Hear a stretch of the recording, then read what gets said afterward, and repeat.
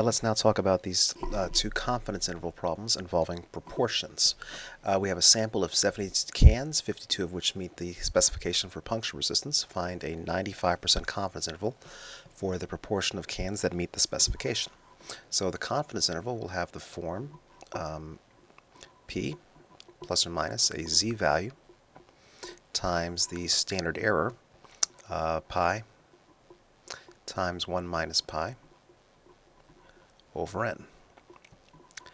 Now for the first problem here, there's two possible answers depending on whether we feel conservative or not. Using the bootstrap estimation,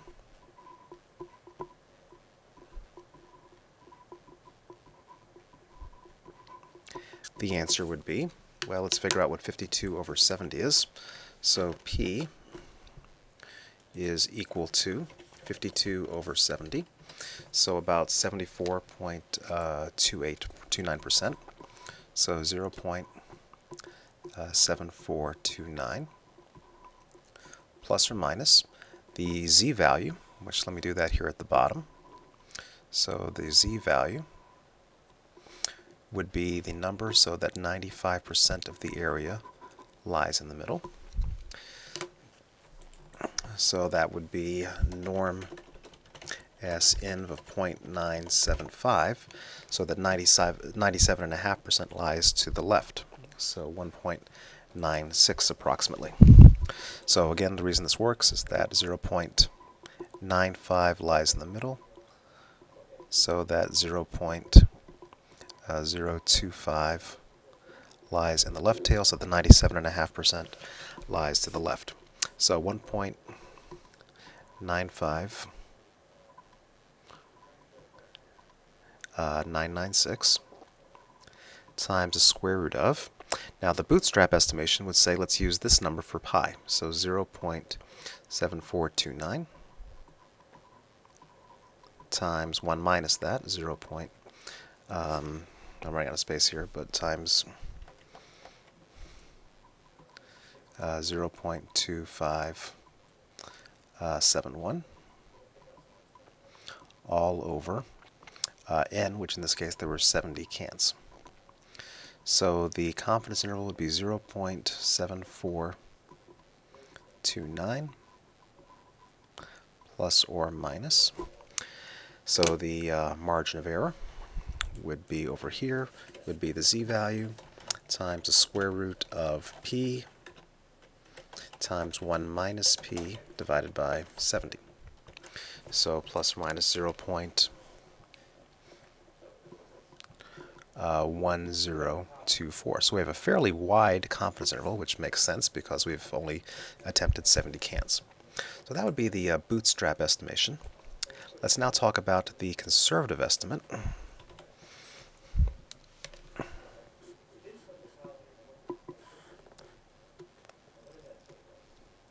Where we want to be sure that we have the confidence interval correct whether or not the bootstrap estimation is correct or not. The conservative estimate would be 0.7429 plus or minus 1.95996 times the square root, and this time we put in kind of the worst case scenario, which would be that pi was 0.5, making the numerator there as big as possible. So that's the worst that the numerator could be if the numerator was, if I had pi is equal to 0.5 in the numerator. And this results in a wider confidence interval, but it's one that I can be certain is correct.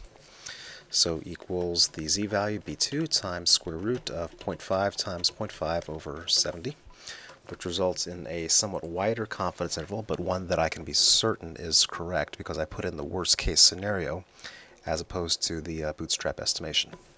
So those are the two answers for the first question, depending on if you want the bootstrap estimation or the conservative estimate. For this problem, the way the question is phrased, you probably would take the bootstrap. If the question specifically asks for the conservative estimate, then you'd want the second solution.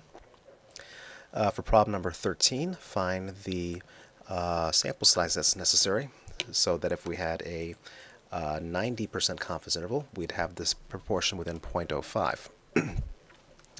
So first off, let's figure out the value of z necessary for a 90% confidence interval. So we'd have 90% of the area lies in the middle.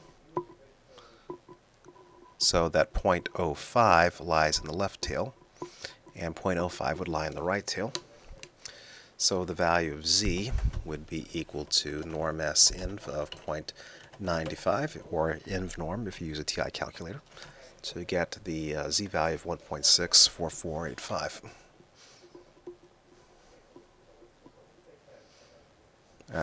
Sorry, 1.64485. Okay, so once again, there's two ways that this could be done. If you do a bootstrap estimation,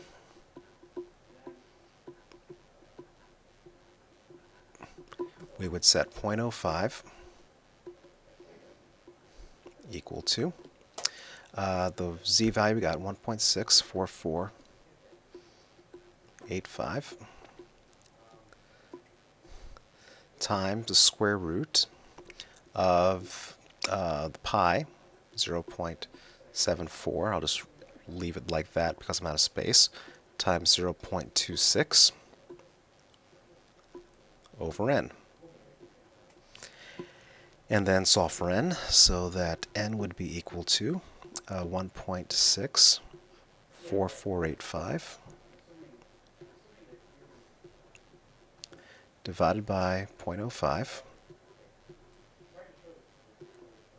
squared times 0.74. Now this times 0.26. So that would be the bootstrap estimation. And so we would get equals the z value divided by 0.05 squared times p times 1 minus p, which works out to be about 206.7. So about 207 would be the sample size necessary using the bootstrap estimation. To do the conservative estimate, the thing that would change would be the numerator here. So instead of taking the bootstrap estimate, so let me change this now from the bootstrap estimate to the conservative estimate.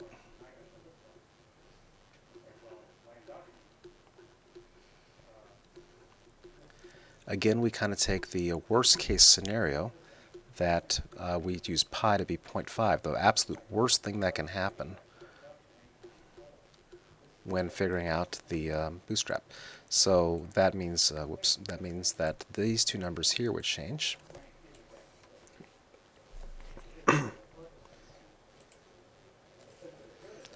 So that we would have 0.5 times 0.5 here.